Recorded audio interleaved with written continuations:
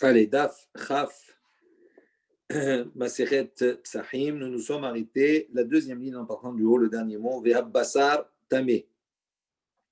Donc rappelez-vous, on a parlé de cette aiguille, okay, qui était impure, qui, si on l'avait retrouvée dans la chair de l'animal, donc dans le Mikdash, on avait dit les mains et le couteau sont à or, tandis que la chair de l'animal, Tamé, est impure. Maintenant, vers Bassar Tamé, on a dit la viande est impure. Hay Bassar, dit Keshar Bemaï, disait donc cette viande-là, elle s'est trouvée impure. Par quel moyen? Donc, on sait déjà qu'une nourriture ne peut pas contracter une impureté, d'accord, si ce n'est que cette nourriture-là, elle soit, on va dire, imbibée d'un liquide. Donc, si elle est entourée, s'il y a un liquide qui permet de la rendre apte à recevoir une toum'a, à ce moment-là, effectivement, elle va contracter la toum'a. Donc, il dit, puisqu'on a décrété que cette chair-là, cette viande de cet animal, au contact de cette aiguille est devenue impure, donc on pose la question, comment cette toum'a, cette impureté qui était sur l'aiguille est passée sur Bassar, sur la nourriture. Si tu vas dire maintenant que ben, tout simplement l'aiguille qui est impure avec un tmémet, comme on avait précisé précédemment, elle est rentrée en contact avec la viande par l'intermédiaire du dam, du sang qui s'y trouve. Donc à ce moment-là, le sang va être un liquide qui est conducteur, donc ça va impurifier la viande. Il dit, ça, c'est pas possible de dire comme ça. Pourquoi? Rabbi Hiya Barabba dit, Amar Rabbi Yochanan, au nom de Rabbi Yochanan, Minaim, les dames kadashim, chez nos marchés, d'où sait-on que le dam des kadashim, des sacrifices, n'est pas marchir, donc il ne joue pas ce rôle-là de transmetteur, on va dire, d'impureté. Comme il est marqué dans le pasuk, ils disent donc, ce dam, on n'a pas le droit de le consommer, on doit le verser sur le sol, kamaim, comme de l'eau. Il dit, pourquoi on l'a comparé kamaim? Il dit, dam, shenishpar kamaim, marchir. Donc, un sang qui est versé comme de l'eau, marchir, là, ce sang-là, effectivement, il peut avoir ce statut de transmettre l'impureté à une nourriture. Mais chez nous, en revanche, un sang qui n'est pas jeté comme ça par terre, comme de l'eau. Donc ici, on parle ici d'un sang de kadashim, où on récupérait ce dam, ce sang dans un kéli, etc. Donc il y a tout un processus. Donc il dit, ce sang-là, il n'est pas jeté comme de l'eau. Et non marchir. À ce moment-là, on voit qu'ici, dans cet enseignement, que ce dam-là, d'après le pasouk, il n'est pas marchir. Donc on ne peut pas imaginer que le dam des kadashim, d'accord, transmettent l'impureté à Bassar à la chair. Ve'ela, alors il dit alors maintenant de comment est passée cette impureté. Il dit Deit kashar bemashke bet mitbahaya. Il dit donc certainement cette impureté a été transmise par ces liquides qui se trouvent bet mitbahaya dans l'endroit où effectivement on fait la shrita et on dépèce l'animal dans le mikdash. Et quels étaient, rappelez-vous, ces liquides qui s'y trouvaient? Il y avait le dam, il y avait le sang, mais il y avait également de l'eau. On nettoyait, on mouillait la viande, etc. On nettoyait la viande. Donc cette eau-là, c'est certainement cet élément-là qui a transmis l'impureté. Il dit, Rabbi aussi, ça aussi, ça ne marche pas. Pourquoi? Parce que Rabbi aussi, Rabbi Hanina a dit, Mashkebet mitbahaya, donc ces liquides qui se trouvent dans la salle, on va dire, dans le lieu de dépeçage, l'odayan shehendecha, non seulement elles sont pures, et là, chez En Marchirin, mais en plus de ça, par le fait qu'elles ont un statut de pureté, de pur, en soi, elles ne contractent pas l'impureté, mais en plus de cela, En Marchirin, c'est-à-dire ce ne sont pas des éléments qui vont transmettre l'impureté, qui rendent la viande, on va dire, l'aliment apte à recevoir l'impureté. Donc, on a enlevé le dam, on a enlevé l'eau. Ve'ela, alors comment cette bassar est devenue tamée? Ve'ela dit kashar behibbat hakodesh. Donc, hibbat hakodesh, hibbat, ça veut dire quelque chose qui nous est cher, qu'on chérit, etc. D'accord? Hibbat hakodesh, il y a une expression comme ça pour exprimer qu'ici, on est en présence de quoi? On est en présence d'un korban. Donc, korban, hibbat hakodesh, c'est quelque chose où on chérit, on va dire, la sainteté.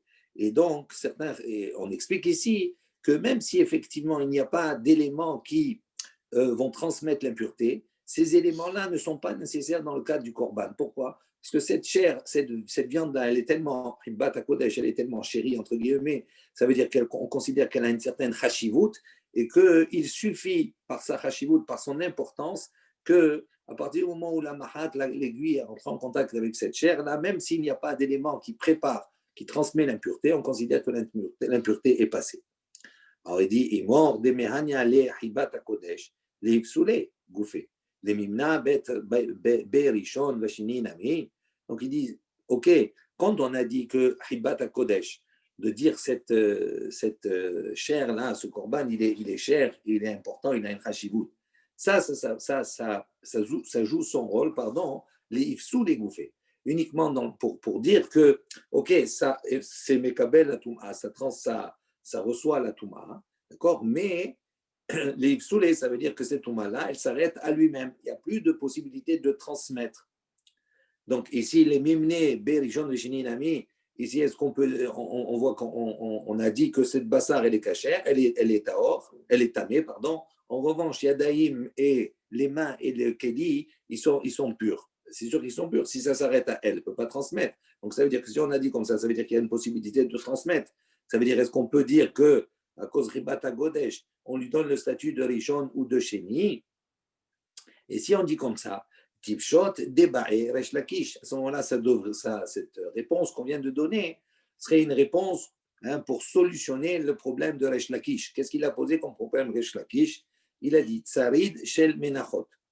D'accord? Munin Bo Rishon Vasheni Olo. Donc lui, il a posé un problème, il a posé une question. Tsarid Shel Menachot. Alors c'est quoi Tsarid Shel Menachot? Vous avez un rachis un peu plus bas qui nous explique, il dit donc le Menachot, c'est un sacrifice végétal, d'accord, dans lequel il y avait de la farine, on mélangeait la fleur de farine avec de shemen, avec de l'huile.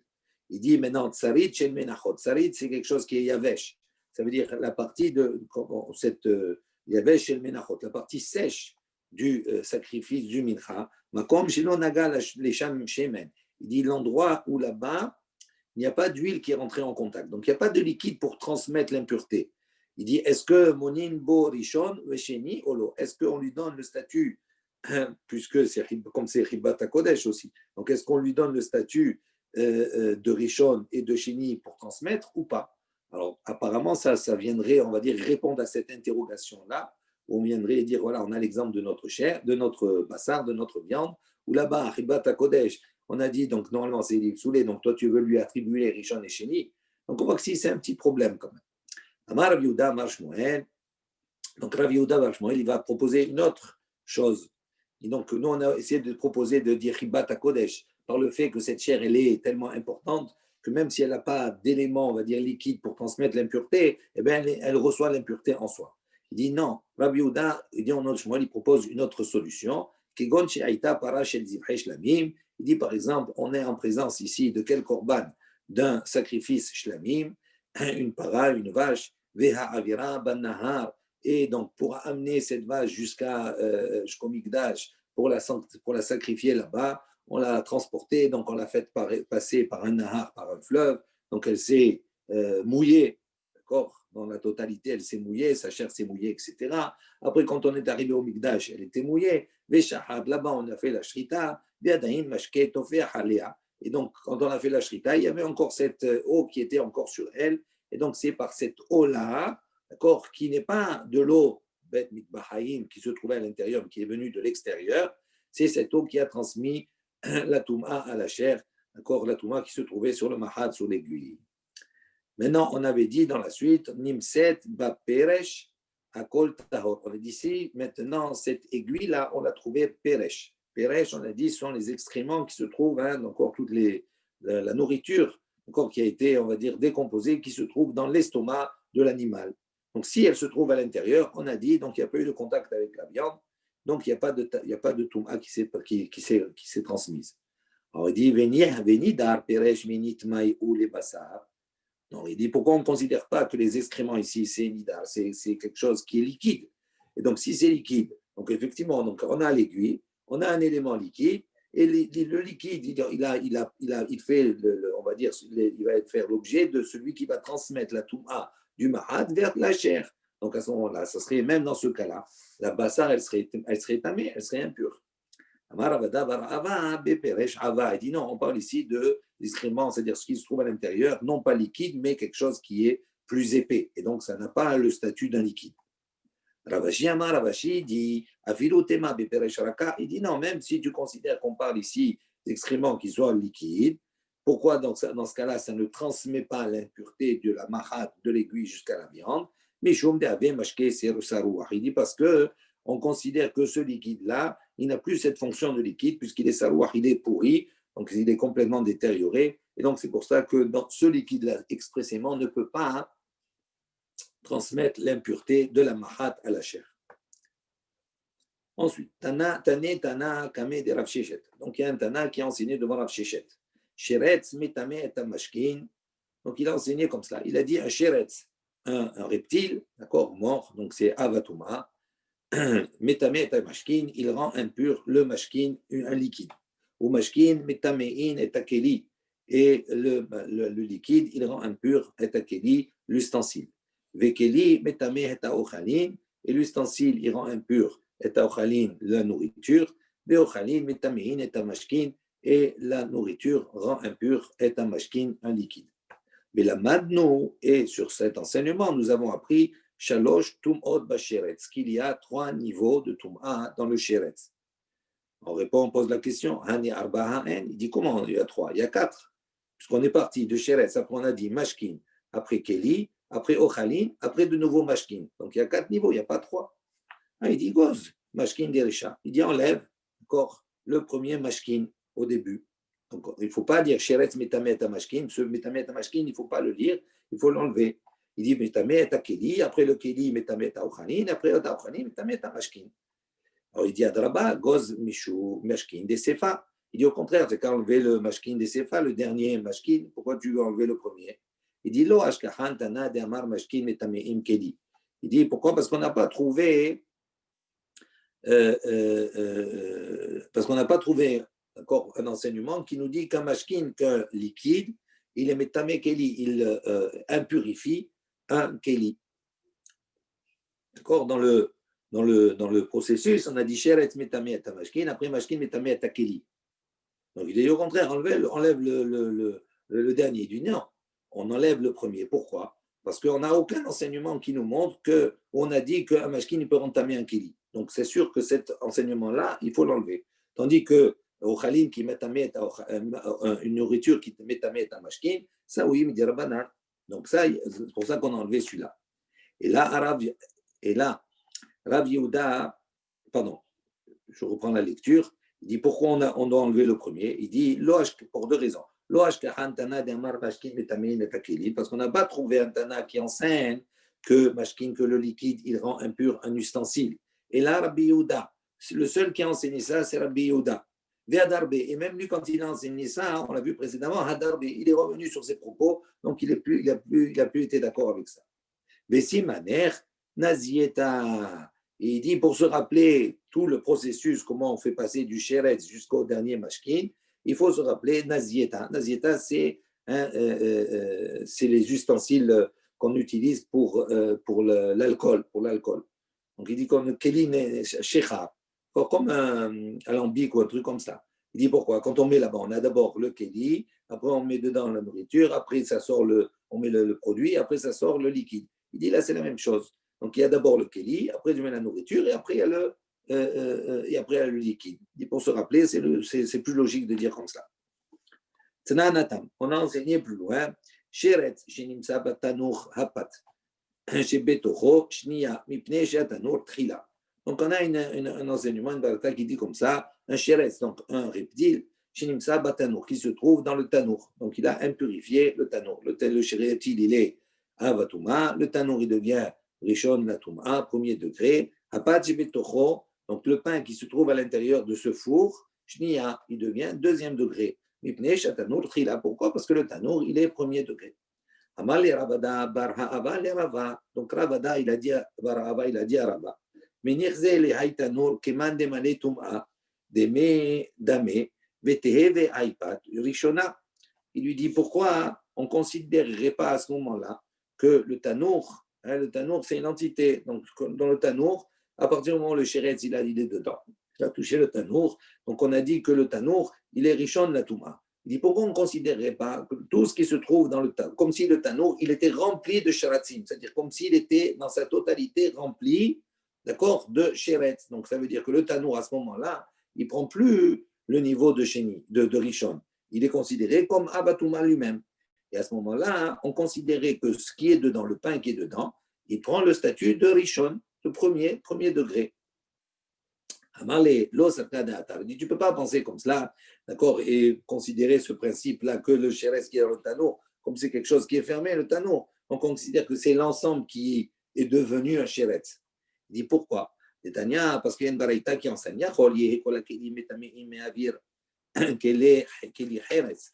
תלמוד לומר, כל אשר בתוכו יטמע, ושם ילה מכל האוכל. אוכל מטמא מהאוויר כלי חרס, מהאוויר כלי חרץ. ואין כל הכלים מטמאים באוויר כלי חרס. Donc il dit, on ne peut pas penser comme ça. Pourquoi? Il y a une baraïta, il dit, on aurait pu penser, que kol hakelim, tous les ustensiles, d'accord, s'impurifient, be'avir keli cheres, d'accord, dans l'espace, on va dire, du keli cheres. C'est-à-dire, il y a un keli, et les ustensiles qu'il y a dedans, on aurait pu penser que les ustensiles qui sont dedans, ils s'impurifient. Talmud lomar, d'accord, on apprend d'ici que non. Kol asher betocho yitma, tout ce qui est à l'intérieur, il s'impurifie.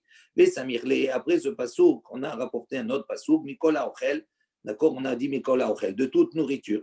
Donc ça veut dire quoi? Pourquoi on a rapproché les deux? Pour nous dire, ochel betameh me'avir keli cheres. Qu'est-ce qui est impurifié dans l'espace, on va dire, du keli cheres, qui est dans l'espace de l'ustensile en terre? C'est uniquement le ochel, que la nourriture. Ven keli, ven kol hakeli metamim be'avir keli cheres. Mais pas les autres keli ne peuvent pas s'impurifier dans l'espace d'un keli cheres. Donc c'est-à-dire le keli cheres, l'ustensile en terre, qui est tamé, ne peut pas transmettre à un autre keli. D'accord? Donc si on dit comme cela, donc on voit ici que quoi?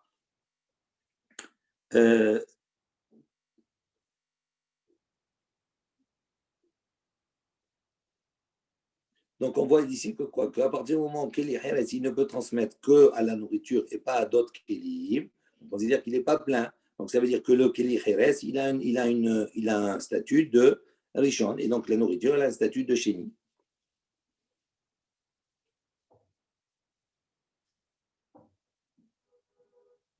D'accord? Parce qu'autrement, on considérait que tous les Kelim qui sont dedans, parce qu'ils ont le même statut que le Keli de base, ici, on considère que le Keli, il est fermé totalement, il est tout rempli que de cela.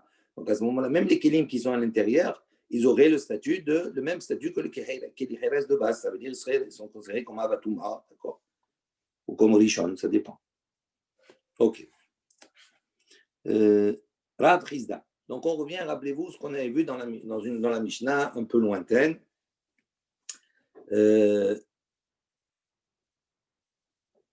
On avait vu dans la Mishnah, rappelez-vous, Rabbi Hanina, Sgan Kohanim et Rabbi Akiva, d'accord, toute la notion de brûler la trouma, d'accord, qui est Tehora, avec de la trouma qui est Tmea, d'accord, la veille de Pessah. Et on avait vu, on a rapporté Rabbi Hanina, Sgan Kohanim qui nous a parlé de Bassar. Rappelez-vous, on avait dit Bassar qui était rentré avec Vlad Atum'a, Vlad Atum'a. Donc il y avait un statut de niveau 3, avec un bassar, avec une chair qui avait un statut de niveau 1. Et on avait dit, donc le contact de les brûler tous les deux, ça le faisait revenir à un statut de niveau 2. Et Rabbi Akiva, il avait donné l'exemple de shemen, de l'huile de la trouma, okay, qui elle avait un statut de niveau 3, avec le tvoulium. Et on avait parlé du nerf, la veilleuse qui était en materet, qui était rentrée en contact avec un maître, qui elle avait un statut de avatouma. Et donc à ce moment-là, on a avec Saint-Mémet, donc on a un statut de Avatuma, donc on faisait passer le Shemen qui avait un statut 3, à un niveau 3, à un niveau 1. Donc on faisait un grand sauce, qu'est-ce qui rajoutait Rabbi Akiva. D'accord? Maintenant, on a eu une discussion Rabbi Eliezer, Rabbi Yoshua. D'accord? Donc on va revenir sur tout ça. Rav Chizda, il dit Ramé Pisra Pisra. Rabbi Yoshua, il va objecter, d'accord? Il va rapporter la Trouma de Pessah avec Trouma de Pessah. Il y a deux enseignements. Oumeshane, et lui-même, il va répondre à sa question. Qui mi amar bioshua shtehen keachat? Est-ce que vraiment Rabbi Yoshua, il a dit shtehen keachat qu'on a le droit, d'accord, de les brûler tous les deux ensemble? Là-bas, on avait parlé, on avait dit, rappelez-vous, que Rabbi Eliezer et Rabbi Yoshua, ils étaient en marloquette sur une trouma qui est tlouya, une trouma sur laquelle on a un safek. Est-ce que c'est taor, est-ce que c'est tamé? Selon Rabbi Eliezer, il dit à ce moment-là, on ne peut pas mélanger, même si elle est tlouya, même si elle est besafek, on la brûle à part et on brûle la trouma tméa à part. D'accord? Mais on ne les mélange pas tous les deux. Tandis que Rabbi Yoshua, il a dit non. Quand elle est tlouya, quand elle est besafek, on peut la brûler avec une trouma qui est tméa. Donc il n'y a pas de problème. Là où ils étaient d'accord tous les deux, c'est dans le cas où il y avait une trouma qui était théora. On ne peut pas la mélanger avec une trouma qui était tméa. Et donc, on a séparé les deux. Et c'était la question de Rabbi aussi dans la Mishnah là-bas, contre Rabbi Meir, qui lui avait conclu dans la Mishnah qu'on peut brûler. Donc, il avait dit, on apprend d'ici de leurs paroles, rappelez-vous, qu'on peut brûler une trouma théora avec une trouma tméa la veille de Pessah. On pose une question sur Rabbi Yoshua. Il dit, il a dit qu'on peut brûler une trouma tlouya qui est besafek, qui est en doute, avec une trouma qui est tméa. Pourtant, voilà un objet. Amar Rabbi Yossé, il a dit, En hanadon domia l'eriaya. Il dit, donc le sujet, il ne ressemble pas à la preuve. Ça veut dire quoi? Que chez Hidou Rabboteinu, lorsque nos maîtres ont rapporté leur témoignage, Alma et Hidou, sur quoi ils ont témoigné? Im à la bassar, d'accord, donc on va reprendre toute la Mishnah qu'on a vue avant. S'ils témoignent sur la bassar, sur la viande, kadashim, d'accord, shenitma, beveladatouma, qui s'est impurifiée avec veladatouma, donc ça veut dire qu'elle a un niveau 3. Chez Sofinoto, ima bassar, qu'on brûle avec une viande, shenitma, beavatouma, qui s'est impurifiée avec un avatouma, donc ça veut dire qu'elle a un niveau 1. Il dit pourquoi là-bas c'est possible de les brûler tous les deux? Parce que zétamé, vézétamé, parce que les deux, quelque part, ils sont tous les deux impurs. Même s'ils n'ont pas le même niveau, mais ils ont tous les deux une impureté. Im à la shemen, si maintenant, tu vois, maintenant on a dit, Rabbi Akiva là-bas, il rapportait à propos de shemen. D'ici maintenant sur l'huile, chez Nipsal bidvulium, une huile qui a été donc impurifiée avec un dvulium. Chez Madikinoto bener, on allume cette huile avec, on l'allume dans un air, dans un ustensile, chez Nitma bitmemet, qui lui a été impurifié par un tmemet, c'est-à-dire quelqu'un qui a touché un mort. Donc, c'est-à-dire que l'ustensile, il va garder le statut du tmémet puisqu'il est bématérette en fer, et donc il garde le niveau de Avatouma. Il dit, pourquoi là-bas on peut les brûler tous les deux? Zé, c'est cette huile qui est rentrée avec ce nerf. Il dit, Zé, basoul, zé, tamé. Il dit, pourquoi? Parce que l'un, il est basoul, et l'autre, il est tamé. Af, anachno, modim, il dit même, nous on est d'accord, bitrouma, shenitmet, bivladatouma. Il dit même, nous on est d'accord qu'une trouma qui s'est impurifiée avec vladatouma, avec un rishon. Chez Sorfin, Ota, Imatrouma, Shinitmen, Be'avatuma, qu'on peut brûler avec une trouma qui s'est impurifiée avec avatuma. D'accord? Aval et Arnisrof, Afilut, Luya, Imatmea. Il dit, mais comment, d'accord, c'est possible de brûler, d'accord, même une tlouya, c'est-à-dire même une trouma qui est Bessafin, avec une tmea, avec une trouma qui est pure. Shema Yavo Eliyahu Veitarem, peut-être qu'Eliyahu va venir, il va la purifier. Ça veut dire ici, il pose une question sur Rabbi Yoshua. Rabbi Yoshua, il a dit quoi? Il a dit une trouma qui est touya, qui est Bessafek, Touma, on peut la brûler avec une trouma qui est tmea. Il dit comment lui peut dire cela? Voilà, tous les exemples qu'on a rapportés dans la Mishnah, c'est que ce soit Bassa ou Shemen, c'est tamé et tamé, Basoul et tamé, on peut brûler, ok? Mais maintenant, il a posé la question, il a dit, même pour. Donc, si c'est tahor, c'est sûr qu'on ne peut pas. Maintenant, même une tlouya, même une trouma qui est bessafek, il dit même ça, on ne peut pas brûler avec une trouma qui est tméa, qui est impure. Pourquoi? Parce que peut-être il y a Ouavenevi va venir et il va nous éclaircir sur le statut de cette trouma qui est tlouya. Peut-être qu'elle est pure. Et donc, si elle est pure, à ce moment-là, je ne veux pas la brûler avec l'autre. Donc, on voit que même une trouma tlouya, je n'ai pas le droit de la brûler avec une trouma téméa. Donc, comment Rabbi Yoshua, lui, il a pu dire qu'on les brûle ensemble? Donc, c'est une question sur Rabbi Yoshua, de la Frisa. Ou Meshani, et Rabbi Frisa, il répond. Il dit, Ha, Rabbi Shimon, ve'aliba de Rabbi Yoshua, Ha, Rabbi Yosef, ve'aliba de Rabbi Yoshua. Il dit non. Il dit, c'est en vérité une marloquette Rabbi Shimon, Rabbi Yosef. D'accord? Rabbi Shimon, lui, il répond selon l'opinion en regard de l'opinion de Rabbi Yoshua, et Rabbi aussi répond en regard de l'opinion de Rabbi Yoshua. Détania, comme on voit une baraïta qui dit la chose suivante.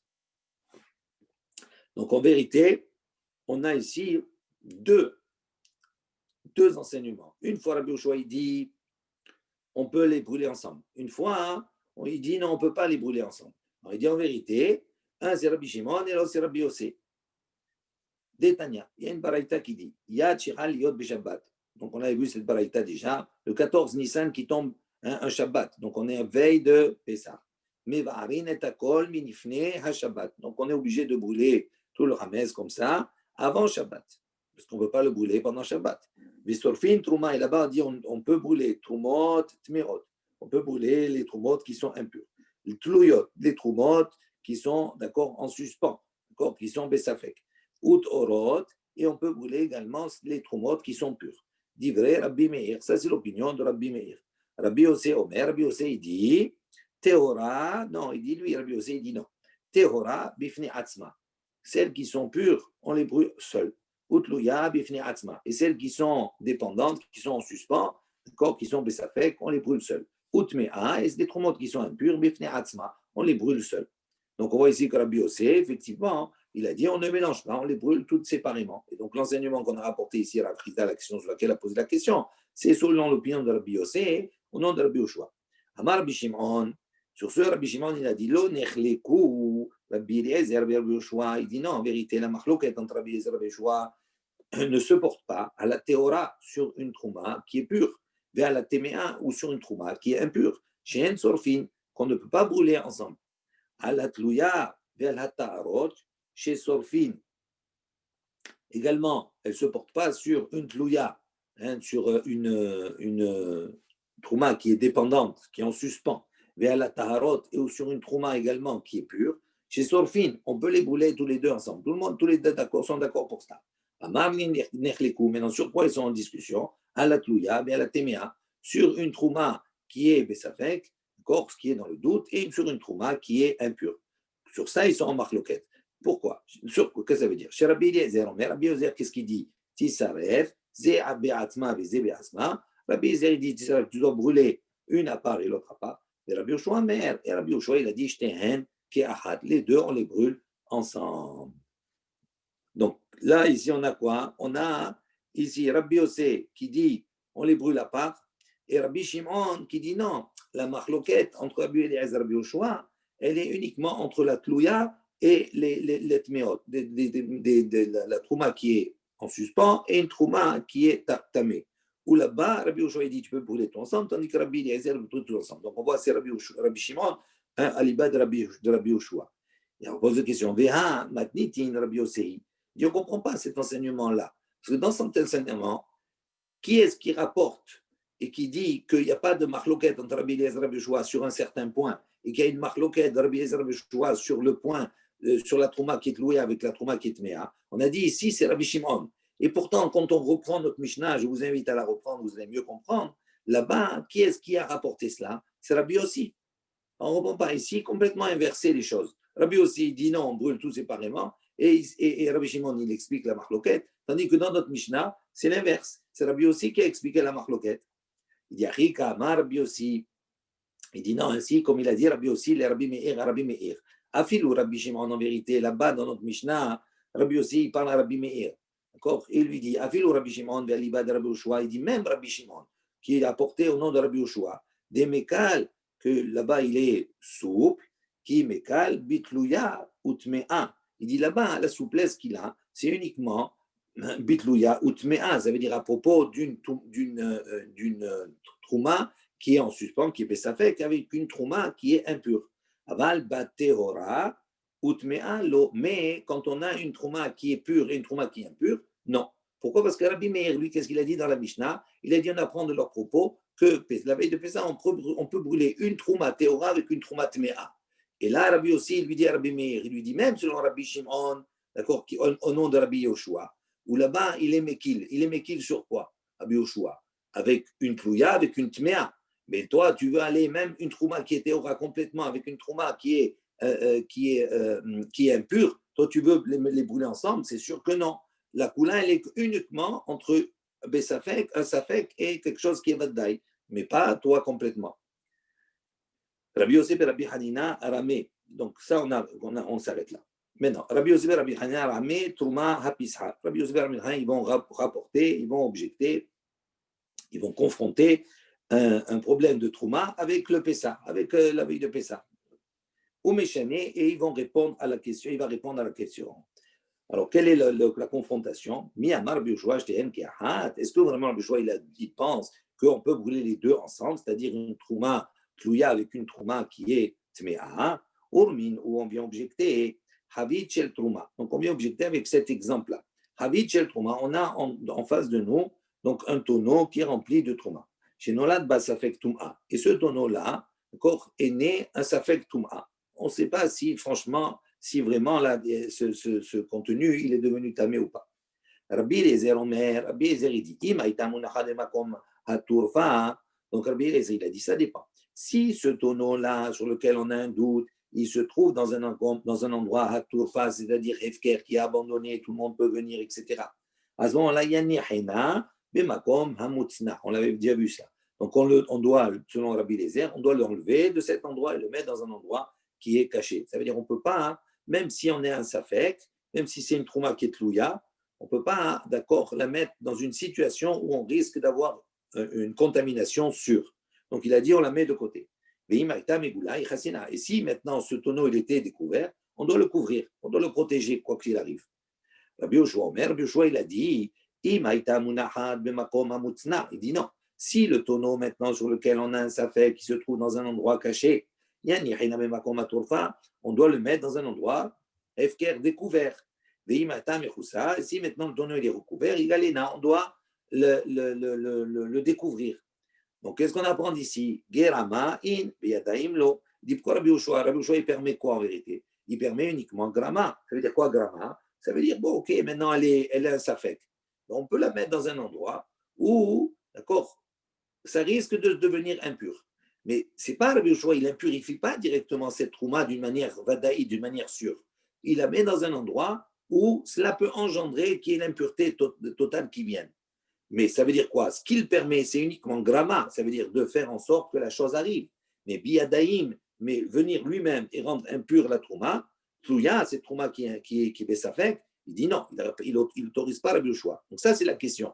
Donc on voit de cet enseignement-là que Rabbi Yoshua, biyadaïm, c'est-à-dire d'une manière active, il interdit de rendre une trouma tlouya impure. Donc comment toi tu as pu dire que Rabbi Yoshua, et comment Rabbi Yoshua lui-même il a pu dire dans notre Mishnah qu'on brûle la trouma tlouya avec une trouma qui est tméa.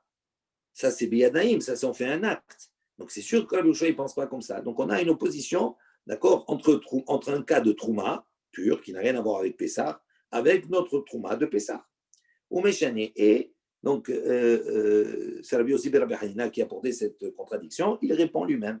Il dit Harbi Shimon, Alibad Rabbi Yoshua, Harbi Yossi, Alibad Rabbi Yoshua. Donc, il rapporte la même référence en disant en vérité, c'est Mardoket Rabbi Shimon, Rabbi Yossi.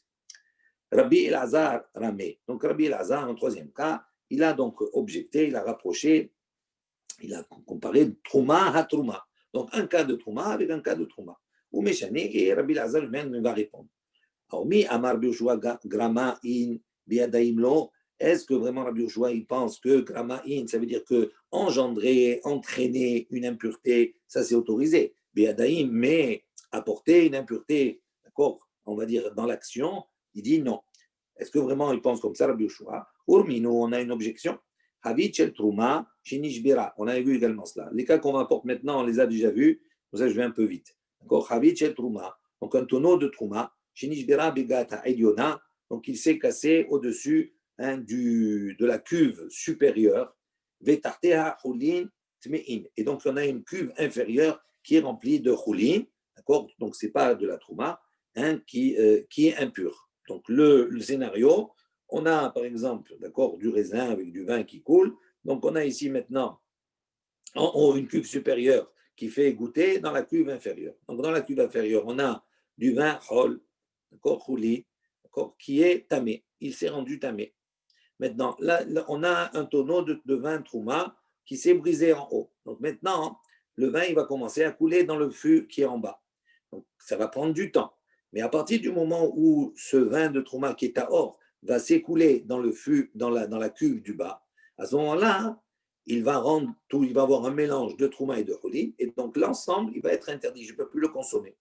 Et maintenant, ce qui va se passer, c'est que cette trouma qui était au rang en haut, quand elle va rentrer dans le fût inférieur, elle va devenir tméa.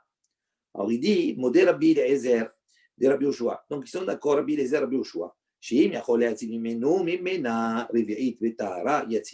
maintenant, la personne elle a le temps d'aller chercher des ustensiles purs pour pouvoir, d'accord, récupérer, d'accord, même ne serait-ce qu'un révi'it, un révi'it alors de yaïn, qui est de la trouma qui reste pure, à ce moment-là, yatzil. Donc on va et on sauve ce qu'on peut sauver et ne pas rendre impure cette trouma qui s'est brisée, le tonneau qui s'est brisé au-dessus. Si maintenant on n'a pas le temps d'aller chercher et qu'on a autour des kélim qui sont tous impurs, Donc à ce moment-là, se pose un problème. Là, il y a une discussion. Rabbi Eliezer, Rabbi Eliezer dit Tered betitma ve'alitame ena beyad. Il dit Rabbi Eliezer, il dit non. Tu laisses couler, ça s'impurifie, d'accord? Mais tu ne peux pas prendre un tonneau impur et remettre dessous. À ce moment-là, c'est toi-même qui vas rendre la trouma, ce qu'on appelle biyadaim, par l'action, c'est toi-même qui rends la trouma impure. Donc on voit Rabbi Eliezer, il dit tu ne peux pas faire comme cela. Donc il dit il n'y a pas le droit par l'action de rendre une trouma qui est impure. Rabbi Yoshua Omer, Rabbi Yoshua, il dit quoi? Il dit non, tu prends le tonneau et tu peux mettre dessous. D'accord?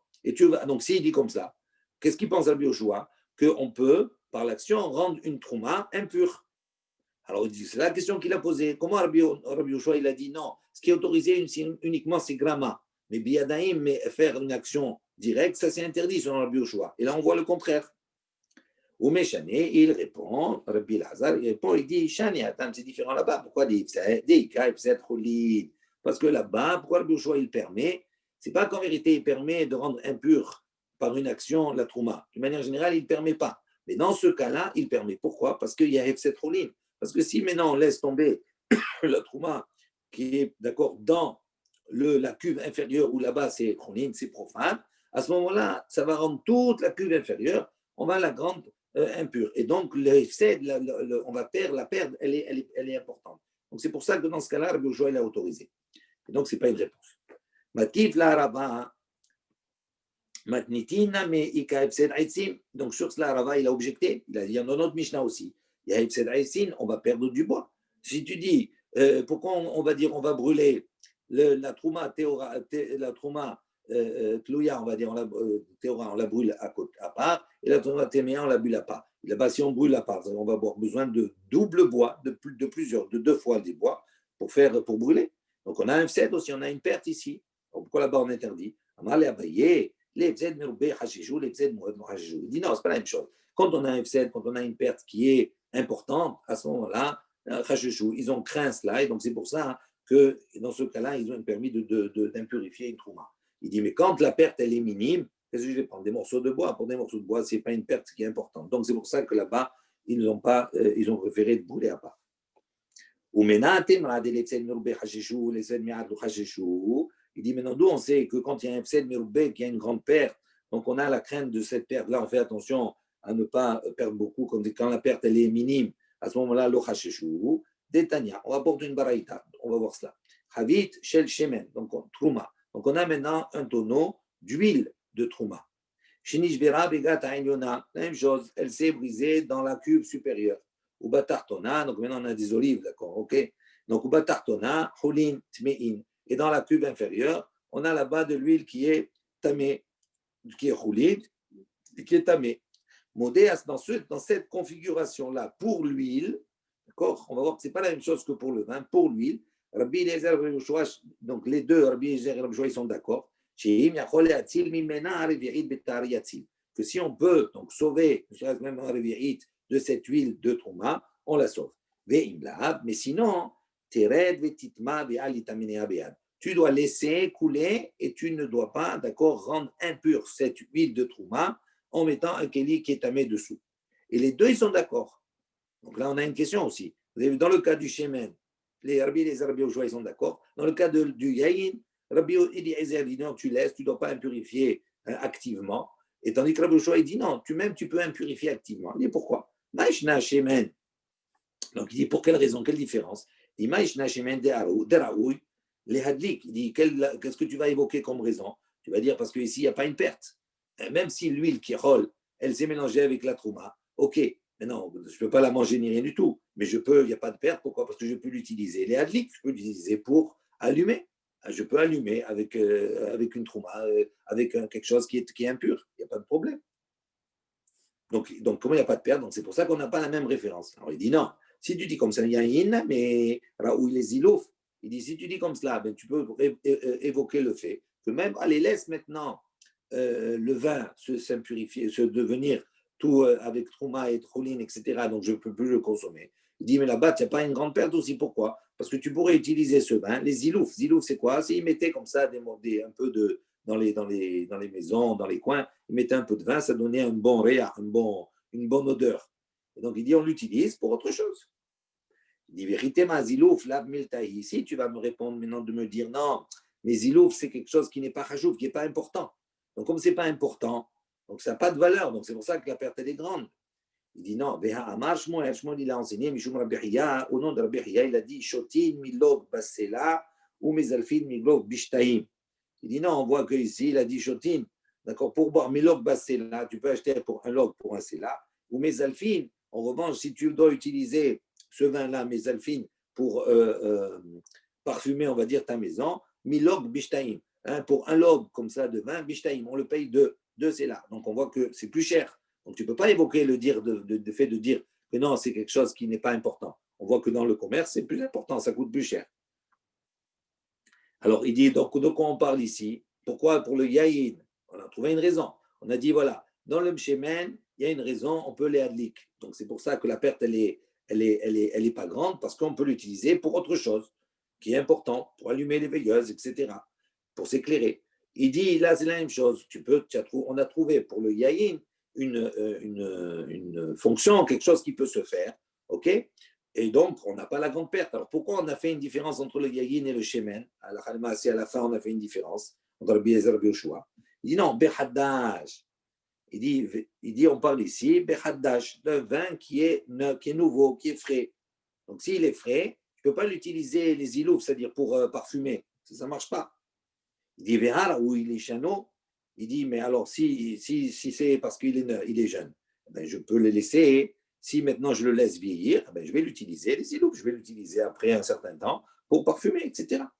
Il dit, Ate be l'idée takala. Il dit, non, ce n'est pas la même chose. Ici, dans ce cas-là, on ne peut pas le laisser, même si effectivement, je vais avec le temps, il va vieillir, et après, je vais l'utiliser pour cela, pour parfumer, donc parce que je ne peux pas faire autrement.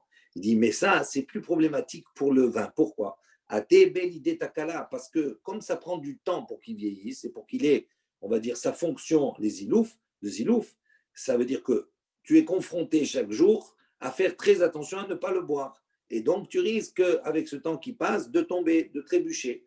Et donc, c'est pour ça que les Khamis ont dit non. Dans ce cas-là, vaut mieux éviter que tout ce vin il se perde. Alors, il dit, chez un ami, pour lui, c'est la même chose. Pourquoi tu dis que pour le vin, pour l'huile aussi? Entre le moment où il s'est transformé et je vais l'allumer. Donc, ça peut être un problème pour la personne et elle risque de venir à l'utiliser, à le consommer. Il dit non, il dit non.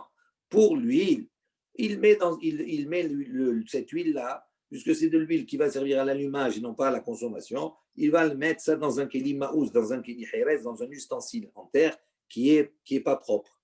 D'accord? Donc ça peut être grave, il n'est pas propre, il ne va pas le manger, donc c'est que pour allumer. Et donc, comme il le met dans un keli qui est maous, donc il n'y a pas la crainte qu'il va venir à le consommer. Pourquoi? Parce que le keli, il n'est pas propre. Alors, il dit la même chose. Il dit pourquoi tu ne fais pas la même chose? C'est-à-dire que le vin aussi, il le met dans un keli maous, et donc il n'y a plus de risque de venir le consommer, et donc il va le laisser vieillir, il va l'utiliser, les ilouf. Il dit les ilouf, kabaele, bichli maous, ramele. Il dit non, les ilouf pour parfumer tout ça, kabael, bichli maous, ramele, il dit est-ce qu'il va le mettre dans un ustensile qui est pas propre? Il dit, c'est sûr que non. Ça coûte cher, entre guillemets. C'est-à-dire, c'est pour que ça sente bon. Donc, tu ne vas pas le mettre dans un keli qui est dégoûtant.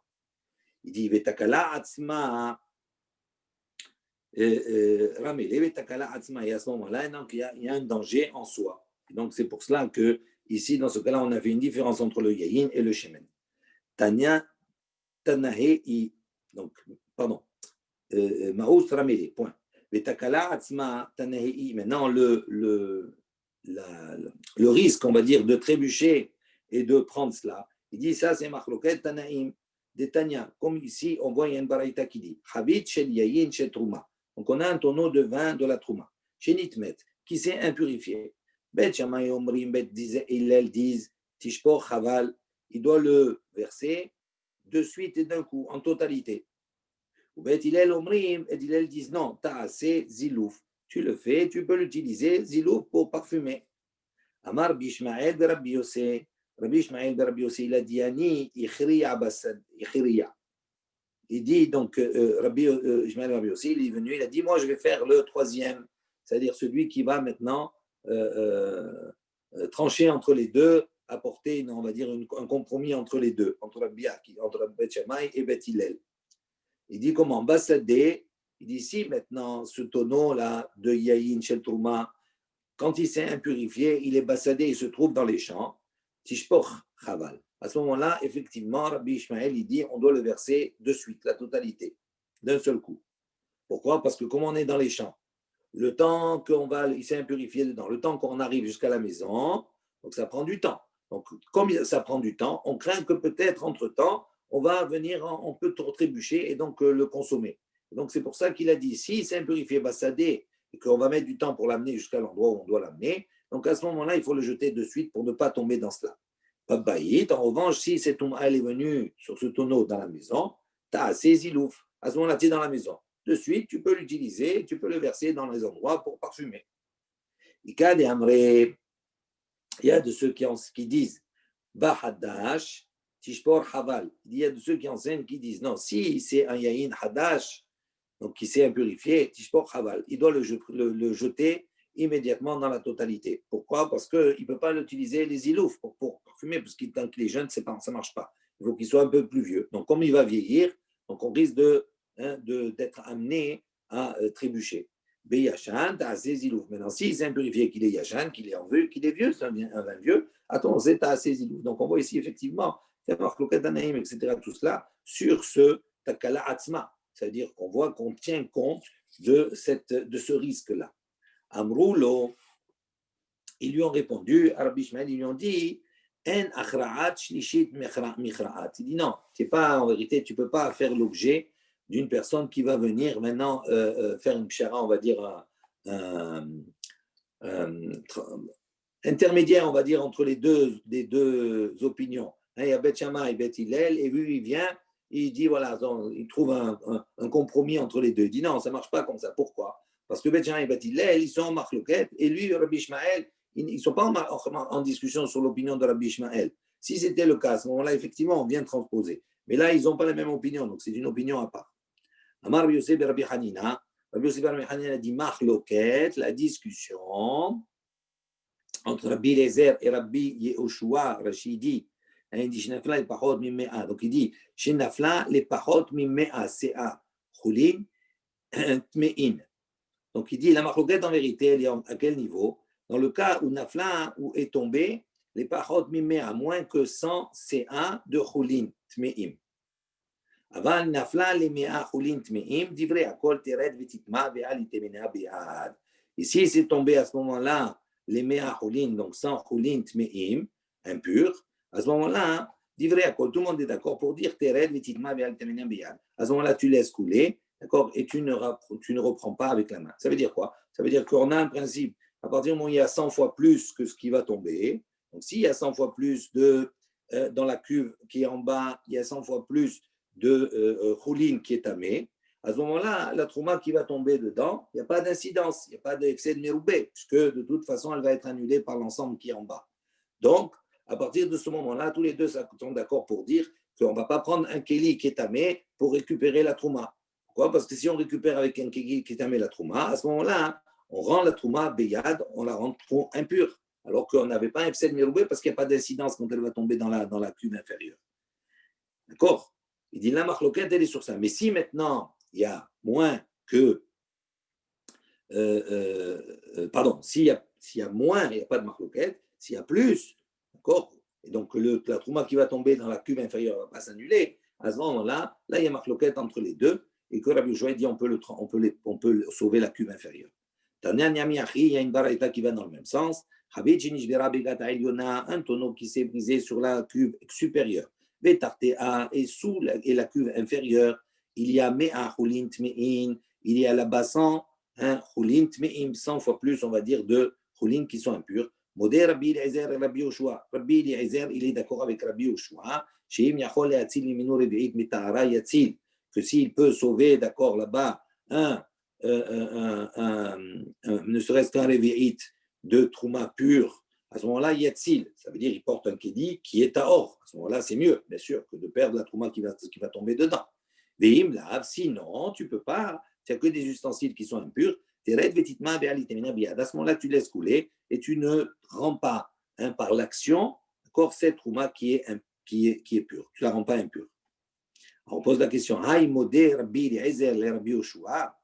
il dit, comment on a dit Modé Rabbi Eliezer et Rabbi Yoshua? Rabbi Eliezer, il est d'accord avec Rabbi Yoshua. Il dit non, Modé Rabbi Yoshua et Rabbi Eliezer. Normalement, c'est Rabbi Eliezer, on devrait dire Rabbi Eliezer qui est d'accord avec Rabbi Yoshua qui est d'accord avec Rabbi Eliezer. Pourquoi rappelez-vous? Qu'est-ce qu'il a dit Rabbi Eliezer pour la Touba, par exemple, il a dit on brûle séparément. Tandis que Rabbi, ou là ici, pour le shemen, pour l'huile et pour le vin, etc. Rabbi Eliezer, il a dit on laisse comme ça. Tandis que Rabbi Yoshua, il a dit non, on peut les brûler ensemble. Donc on voit que ici, dans ce cas-là, c'est Rabbi Yoshua qui est d'accord avec Rabbi Eliezer, que quoi? Qu'on laisse tomber et que, d'accord, on n'impurifie pas Beyad, d'accord, cette trouma qui tombe. Donc pourquoi on a dit Rabbi Eliezer, il est modèle avec Rabbi Yoshua et pas l'inverse? Donc dans les mots, Aïe, modèle Rabbi Eliezer, les Rabbi Yoshua, modèle Rabbi Yoshua, les Rabbi Eliezer, mi ba'ele. On aurait dû dire comme cela plutôt, que Rabbi Yoshua, il est d'accord avec Rabbi Eliezer. Amar, Rava, il a dit Hippour. Oui, ben tu changes, effectivement, c'est l'inverse, il faut dire l'inverse. Ravuna, Bray de Rabbi Yoshua, Amar, Leolam, Notipour. Donc Ravuna, le fils de Rabbi Yoshua, il a dit non, en vérité, tu n'as pas besoin de changer.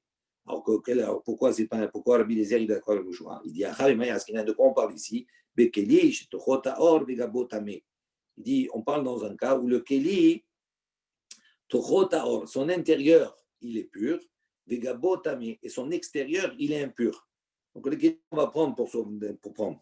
La discussion, elle est dans cela.